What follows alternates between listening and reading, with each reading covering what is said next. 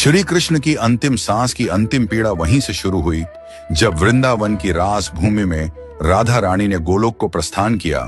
उसी क्षण से श्री कृष्ण के जीवन की ढलती संध्या आरंभ हो गई। उनके जीवन की सबसे गहरी पीड़ा राधा का विरह थी, पर यह उनकी एकमात्र पीड़ा नहीं थी। एक और श्राप था जिसने उनके जीवन का अंतिम अध्याय लिख दिया। महाभारत का युद्ध समाप्त हो चुका था। कुरुक्षेत्र की भूमि पर केवल राख और रक्त शेष रह गया था। गांधारी अपने 100 पुत्रों की मृत्यु के पश्चात उनके जले हुए शवों के बीच पहुंची। उसका दुख और क्रोध अवर्णनीय था। उसे स्मरण था कि श्री कृष्ण इस महाविनाश को रोक सकते थे, एक मुस्कान में इस युद्ध को टाल सकते थे, परंतु उन्होंने धर्म की स्थापना के लिए अधर्म का अंत होने दिया, चाहे वह मूल्य किसी मां के 100 पुत्र ही क्यों न हो। पीड़ा से भरी गांधारी ने श्री कृष्ण को देखा। आंखों में आंसू और वाणी में आग लिए बोली, हे वासुदेव, आप सब कुछ जानने वाले थे, फिर भी आपने मेरे 100 पुत्र मरने दिए। आप युद्ध रोक सकते थे, पर आप केवल तमाशा देखते रहे। आज मेरी ममता का श्राप आपको भी छुएगा।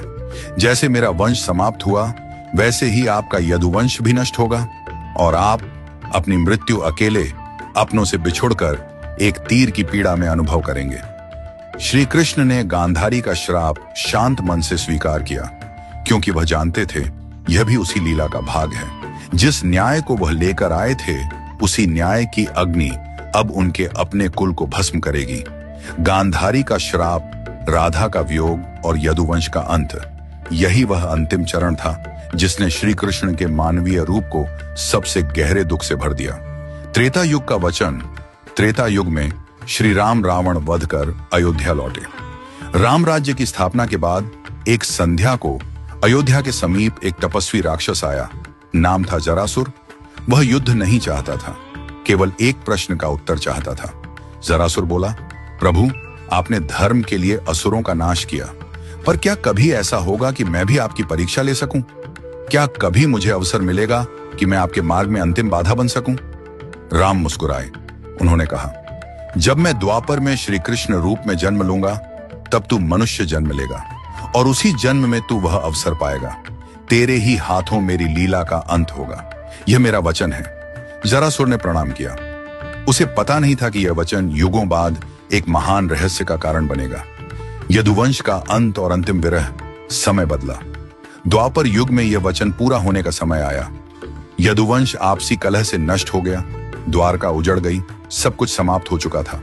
न सुदर्शन उनके हाथों में रहा, न अर्जुन पास थे, न बलराम, न सुदामा और न ही राधा। अब श्री कृष्ण पूर्णतः अकेले थे। द्वारका से दूर एक शांत वन में एक पीपल के पेड़ के नीचे वे बैठ गए। कंधे पर वही बांसुरी थी जो कभी राधा के लिए बजती थी। उन्होंने आंखें बंद की। बांसुरी से राधा के नाम का स्वर फूटने लगा। सुरों में वेदना थी, तड़प थी। राधा गोलोक में बैठी थी। जैसे ही यह स्वर वहां पहुंचा, राधा की आंखों से आंसू बहने लगे। उन्होंने देखा, कृष्ण अकेले हैं। प्रेम का वह ब्रह्म स्वरूप जो संसार को मोह से मुक्त करता है, आज स्वयं विरह में डूबा है। राधा ने हाथ बढ़ाया, पर छू नहीं पाई। गोलोक की रानी भी इस क्षण असहाय हो गई। राधा बोली, प्रभु, अब बस कीजिए, मुझे लौट आने दीजिए। मैं आपकी बांसुरी की धुन बनकर बहूंगी। पर यह अकेलापन सहा नहीं जाता। पर श्री कृष्ण मौन थे। सुर थमते गए। शाम उतर आई। पीपल का पेड़ जो वर्षों से साक्षी था, आज कृष्ण की अंतिम सांस का गवाह बनने जा रहा था। कृष्ण का मन जीवन भर का बोझ याद कर रहा था। जन्म जेल में, मां का स्पर्श भी अधूरा। बचपन राक्षसों के भय में, प्रेम मिला तो साथ नहीं निभा सका। हर अपना युद्ध में खो दिया। धर्म बचाया, पर अपना ही कुल नहीं बचा पाया।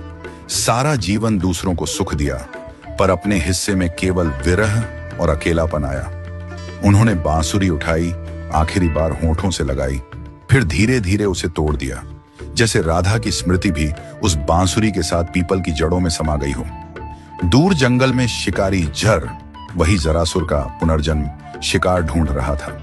उसने पीले वस्त्रों की चमक देखी। उसे लगा झाड़ियों में कोई हिरण छिपा है। बिना सोचे बाण चला दिया।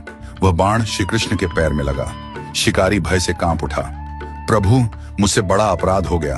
श्री कृष्ण ने शांत स्वर में कहा, उठो जर, तुमने अपना कर्म किया। ये मेरा समय था, तुम केवल निमित्त बने हो। जर रो पड़ा। श्री कृष्ण ने आंखें बंद की। अंतिम श्वास के साथ होंठों से केवल एक शब्द निकला, राधे राधे, और श्री कृष्ण ने अपना नश्वर शरीर त्याग दिया। उनकी लीला पूर्ण हुई।